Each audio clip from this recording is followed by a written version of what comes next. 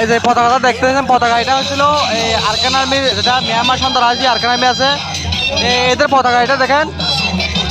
এটা বাংলাদেশে যেটা বধু রাখাইন আছে, এরা কি করতেছে এখানে সবাই দেখেন এখানে এখানে যে বাজারা মানে টি শার্ট করতেছে, এখানে সব কিছু যেটা মিয়ানমার বিদ্রোহী আছে না, বিদ্রোহী আরাকান আর্মির এই পতাকা নিয়ে কি করতেছে দেখেন।